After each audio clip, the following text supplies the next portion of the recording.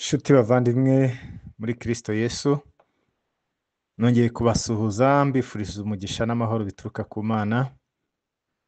Uyu munsi rero tukaba tugiye gutangira inyigisho ifite insanganyamatsiko ivuga ngo menya Mwuka Wera.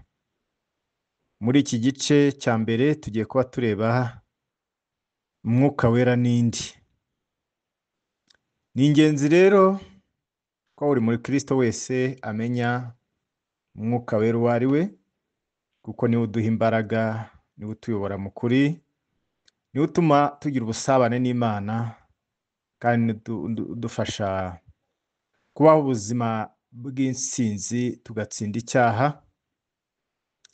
Abantu benshi rero baravuga kandi bakavuga ko Umwuka Wera atari bose babasha kumumenya. Haramufata nk'imbaraga gusa, abandi bakamufata nk'umwuka utagira ishusho, abandi bakavuga ko ari umwuka w'Imana, ariko batamenya ko ari mu butatu butagatifu bwera, Data, Mwana na Mwuka Wera. Reka uyu munsi rero dusobanukirwe neza uwo Mwuka Wera ari we. Umurimo we nuko dushobora kubana nawe mu buzima bwacu bwa buri munsi. Aha icya mbere tugiye kureba, Umwuka Wera ni umuntu, si imbaraga gusa. Abantu benshi bakunze kuvuga ngo Umwuka w'Imana, nk'aho bavuga imbaraga, ariko Umwuka Wera ni umuntu wuzuye ubwenge, ni umuntu wuzuye amarangamutima, kandi wuzuye ubushake. Aha reka turebe Umwuka Wera nk'umuntu ufite ubwenge. Iyo turebye mu gitabo cy'Abakorinto ba mbere, ibice 2 umurongo wa 11 umurongo wa 10 kugeza kwa 11, haravuga ngo ariko Imana yaduhishurije umwuka wayo, kuko umwuka arondora byose ndetse n'amayoberane y'Imana. Mbese ninde mu bantu wamenya ibyo undi atekereza, keretse umwuka wa wundi umurimo? N'iby'Imana niko biri, nta wabimenya keretse umwuka wayo. Aha rero bitwereka ko Umwuka Wera atari imbaraga gusa, kuko imbaraga ntizisobanura, ntizitekereza, ahubwo Umwuka Wera aratekereza azi byose, amenya n'iby'Imana byose. Aha nanone reka turebe Umwuka Wera nk'umuntu ufite amarangamutima. Iyo turebye mu gitabo cy'Abafeso ibice 4 n'umurongo wa 30, haravuga ngo kandi ntimugateze agahinda Umwuka Wera w'Imana wabashyiriyeho kuba ikimenyetso kugeza ku munsi wo gucungurwa. Imbaraga ntabwo zibasha gushavura, ariko umuntu afite amarangamutima, kandi niwe ushobora gushavura. Ibisobanura ko Umwuka Wera afite amarangamutima, kandi yifuza ko tubana nawe mu rukundo no kumukubaha.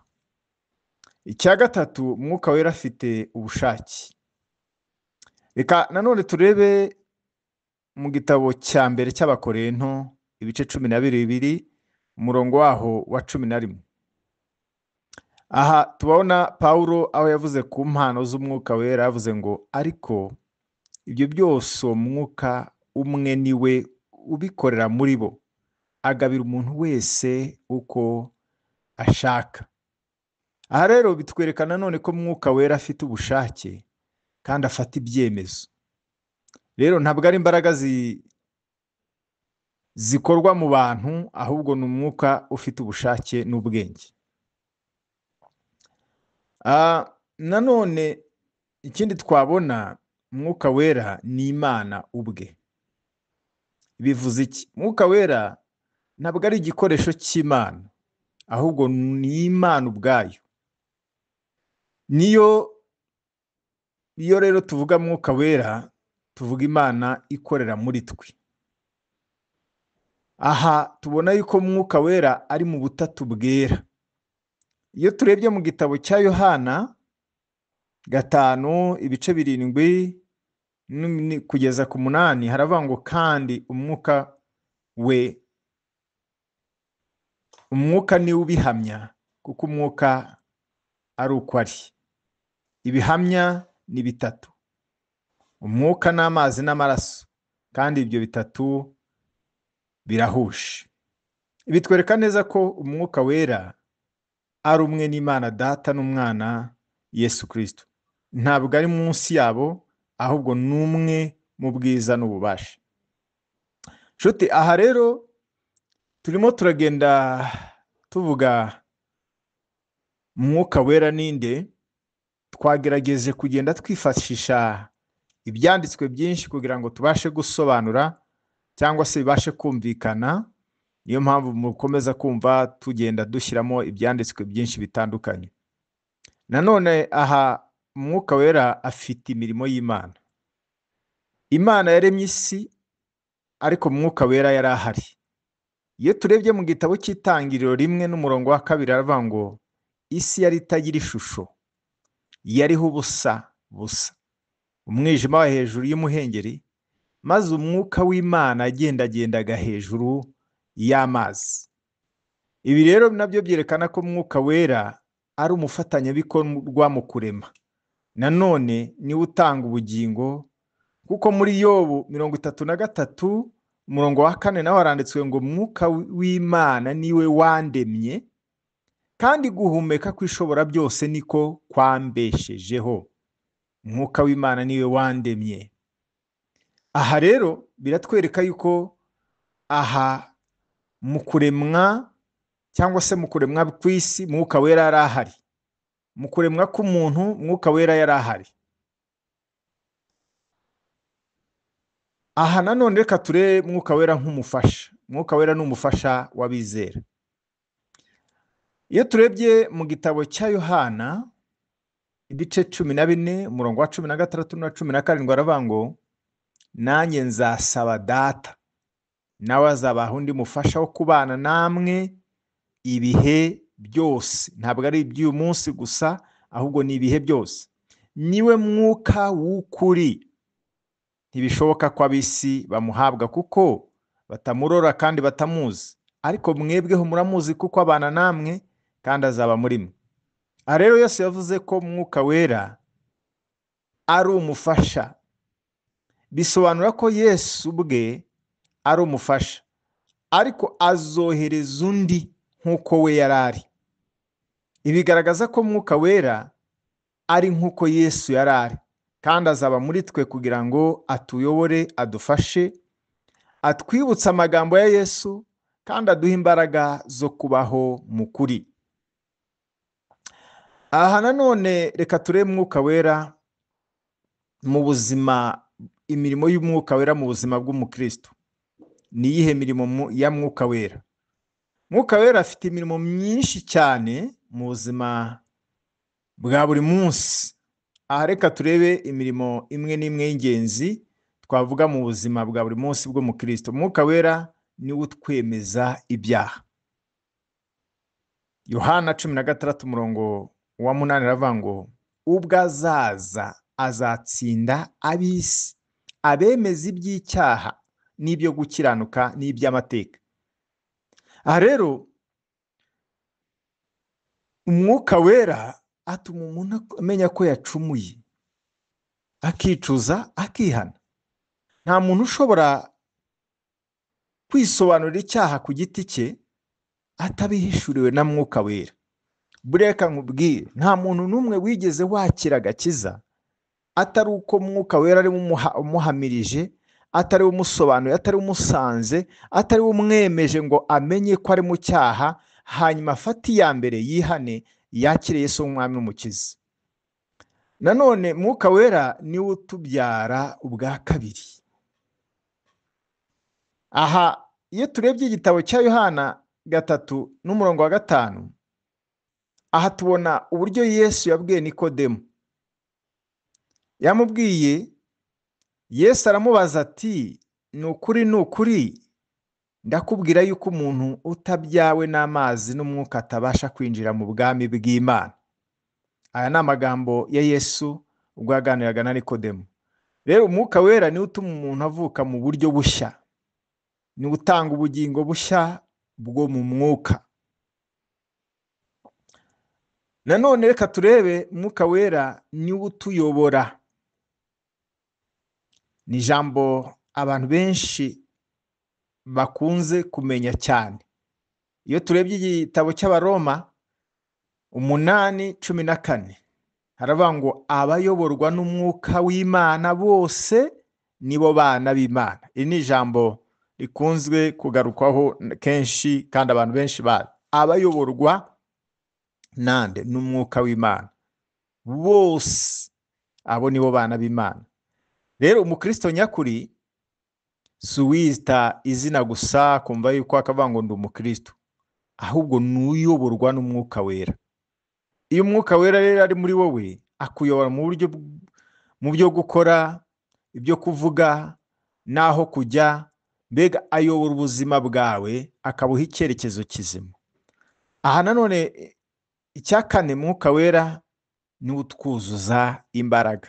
Abantu kenshi tuzi ko umwuka wera ari imbaraga, ariko ibindi byinshi tugasa naho tubica ku ruhande.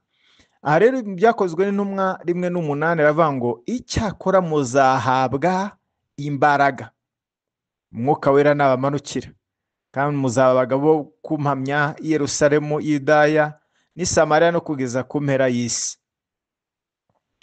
Aha rero dukunze kwifashishira ijambo tuvuga ngo umwuka wera amanuka, ariko tubona yuko umwuka wera yamanutse akamanuka ku munsi wa Pentekoste, nabwo yigeze asubirayo, aracyahari na n'uyu munsi, aracyari mu buzima bwacu. Rero iyo umuntu yujujwe umwuka wera ahinduka umuntu w'imbaraga, ahinduka umuntu w'ukuri, kandi aratinyuka akabwira abantu ubutumwa bwiza atitaye ku bigeragezo. Yesu nashimwe cyane. Cya gatanu nanone, umwuka wera ni utwigisha, ni umwigisha. Yohana 14:26 aravuga ngo ariko umufasha ari we mwuka wera, uwo data azatuma mu izina ryanjye, ni uzabigisha byose, abibutsa ibyo nababwiye byose. Mwuka wera ni umwigisha. Iyo turimo dusoma Bibiliya, ni umwuka wera utwumvisha amagambo y'Imana. Ntabwo aya magambo tuyumvishwa n'ubwenge n'ibitekerezo n'ubumenyi dufite, ahubwo mwuka wera ni uza akatwumvisha amagambo y'Imana. Ni utanga kumva, ni utanga ijambo rihindura ubuzima bwacu. Yesu nashimwe cyane. Cya gatandatu, umwuka wera ni utuma tubaho ubuzima bwera, ubuzima bwejejwe. Iyo turebye mu gitabo cy'Abaroma 8:13 aravuga ngo kuko niba mukurikiza ibya kamere y'umubiri muzapfa, ariko nimwicisha umwuka ingeso za kamere muzarama. Bivuze iki? Umwuka wera ni utuma turwanya icyaha, tugatsinda ibishuko, tugahagarara mu butungane, tugahagarara mu kwezwa. Rero tugiye kureba nanone ibimenyetso by'umuntu uyoborwa n'umwuka w'Imana ni ibihe. Aha hari ibimenyetso bigaragaza umuntu wuzuye umwuka wera bitandukanye. Icya mbere, umuntu ufite umwuka wera agira urukundo n'umutima uciye bugufi, aca bugufi.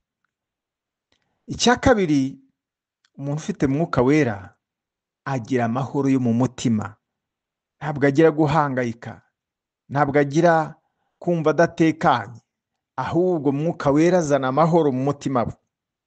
Icya gatatu kigaragaza umuntu wuzuye cyangwa se uyoborwa n'umwuka wera, avuga ukuri kandi agendera mu kuri.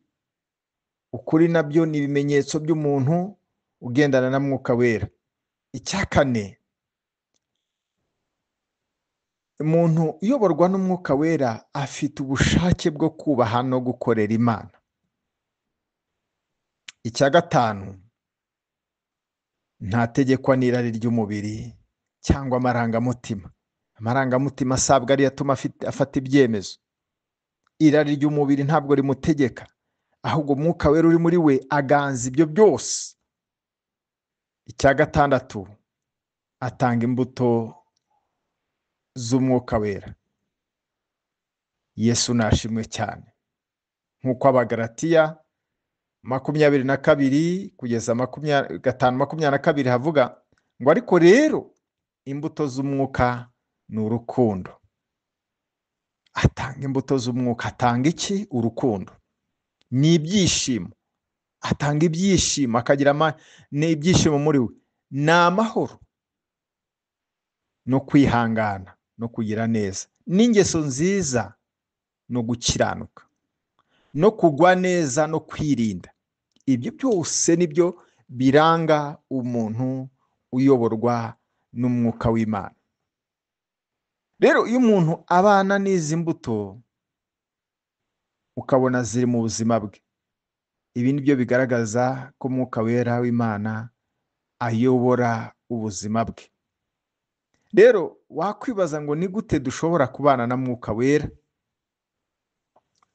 Kugira ngo Mwuka Wera abane natwe niki twakora? Icya mbere, kugira ngo ubane na Mwuka Wera, icya mbere ugomba gukora kiri hejuru y'ibindi byose, kibanziriza ibindi byose, ni ukwakira Yesu nk'umwami n'umukiza. Mwuka Wera ntabwo yabana n'umuntu w'umunyabyaha, umuntu utarizera. Rero iyo twemeye Yesu nibwo twakira Mwuka Wera. Icya kabiri twakora ni iki? Ni uguhora mu gusenga. Aha Mwuka Wera akunda abantu basenga. Iyo usenga uha Mwuka Wera umwanya wo kukuyobora no kukuganiriza. Mu kuganira muri rya sengesho niho uhurira na Mwuka Wera, mugasabana, mukaganira. Ikindi cya gatatu, gusoma no kwiga ijambo ry'Imana. Mwuka Wera akora binyuze mu ijambo. Iyo usoma Bibiliya, Mwuka Wera ayifashisha mu kukwigisha no kukubwira icyo Imana ishaka. Icya kane ushobora gukora ni ukwicisha bugufi no kwitanga. Mwuka Wera ntashobora gukora mu mutima w'umuntu ufite kwirata cyangwa ubwibone. Ashaka umutima wa wundi uciye bugufi. Iyo rero ucishije umutima wawe bugufi, Mwuka Wera aragusanga mukabana. Icya gatanu, ari nacyo cya nyuma aha turimo tuvuga, kwizera no kumvira. Iyo Mwuka Wera akubwiye ikintu ugomba kugikora, kuko kutumvira bituma Mwuka Wera mutabasha kubana, ahubwo muca ukubiri. Rero inshuti bavandimwe, aha nanone twakwibaza ngo icyo kudasuzugura Mwuka Wera bisobanura iki? Yesu yaburiye abantu muri Matayo 12:31 kugeza 32. Aravuga ngo umuntu udashobora kubabarirwa ibyaha, aravuga ngo umuntu wese ashobora kubabarirwa ibyaha byose yakoze, ngo ariko icyaha kitabasha kubabarirwa ni ugutuka Mwuka Wera. Nicyo cyaha kitababarirwa. Rero aha bisobanura ko kudasuzugura Mwuka Wera ari ukwemera umurimo we, ntitumwima amahirwe yo gukorera muri twe. Iyo umuntu ahakana ko Mwuka Wera ari Imana cyangwa akanga ibyo akora, aba yifungiye amarembo y'umugisha. Yesu nashimwe cyane. Ndimo nsa naho ngera ku musozo, nagira ngo nkwibutse ubuzima bwawe n'inzu y'Umwuka Wera. Iyo turebye igitabo cy'Abakorinto ba mbere 6:19 aravuga ngo mbese ntimuzi yuko imibiri yanyu ari insengero z'Umwuka Wera uri muri mwe, uwo mufite wavuye ku Mana, ngo kandi ntimuri abanyu ngo mwigenge. Rero bivuze yuko iyo twakiriye Kristo, Mwuka Wera atura muri twe. Bivuze kandi nanone ubuzima bwacu bwose bugomba kuba ubwe, tugomba kubumuharira, tugomba kumureka akabutegeka. rero ntukagiraho umukinga, ahubwo umwemerera atware byose, atware ibitekerezo byawe, atware amagambo yawe, atware ibikorwa byawe, atware imibanire yawe n'abandi, atware ibyawe byose, umwemerere kugira ngo akuyobore. Nanone twakwibaza ngo Mwuka Wera mu murimo w'itorero ni gute bimeze? Aha Mwuka Wera ntabwo ari umuntu ku giti cye, ahubwo niwe uyobora itorero ryose rya Kristo. Wavuga uti gute? Kuko Mwuka Wera niwe utanga impano. Uzasome igitabo cy'Abakorinto ba mbere urebe ibice 12. Icya kabiri, Mwuka Wera niwe aha abakozi mu murimo w'Imana. Uzakusoma ibyakozwe n'intumwa 13:2. Icya gatatu, Mwuka Wera niwe uhuza abayoboke mu rukundo, niwe ufata abantu akabaha urukundo rwo guhuza. Icya kane, Mwuka Wera niwe utuma ubutumwa bwiza bugera ku bantu bose. Ntabwo ari imbaraga zacu, ntabwo ari ubumenyi bwacu, ntabwo ari ubushake bwacu, ntabwo ari amafaranga bikora, ahubwo Mwuka Wera niwe utuma ubutumwa bwiza bugera ku itorero. Rero iyo itorero riyobowe na Mwuka Wera riba rifite amahoro, ubwumvikane, imbaraga n'umusaruro. Ndimo soza rero nagira ngo nkubwire ngo Mwuka Wera ni umufasha wacu kandi n'imbaraga zacu. Bavandimwe, ntitwabaho tudafite Mwuka Wera. Niwe uduha ubugingo, niwe utwigisha, niwe uturinda, niwe utwuzuza imbaraga. Yesu yaravuze ati, kandi nanjye nzasaba, kandi nanjye sinzabasiga nk'imfubyi, ahubwo nzasaba Mwuka Wera abane namwe. Iri jambo ritwibutsa ko Mwuka Wera ari we Yesu ubwe uba muri twe mu buryo bw'umwuka. Iyo turi kumwe nawe ntabwo tuba turi twenyine. Niyo mpamvu uyu munsi niba wumva waratakaje imbaraga, warasuzuguye Umwuka Wera cyangwa wibagiye kumutega amatwi, uyu ni umunsi mwiza wo kumusaba ngo agusubize imbaraga, akomeze kugukoresha kandi ukubere umufasha we mu rugendo rwo kwizera. Reka rero twongere kumwizera kandi twongere kumwizigira kandi twongere guca bugufi kugira ngo twongere kubana nawe. Reka nkwibutse yuko uyu munsi twarimo tuvuga ngo Mwuka Wera nindi. Reka rero dusoza dusengera isengesho uvuga ngo Mwami Yesu, turagushimira kubw'Umwuka Wera waduhaye. Turamushima kuko ari utuyobora, ari utwigisha, ari uturinda, ari uduha imbaraga. Twemeye ko tutabaho tutamufite. Tubabarire aho twamwimye umwanya, aho tutamwumviye, aho twagiye kureba Mwami. Twuzuza Umwuka wawe Wera, uturinde icyaha, utuyobore mu nzira y'ukuri kandi uduhe imbaraga zo kubaho mu buzima bukwiriye. Mwami Yesu, utwigisha umurimo w'Umwuka Wera kandi uduhe kugaragaza imbuto zikwiriye abihannye mu buzima bwacu bwa buri munsi.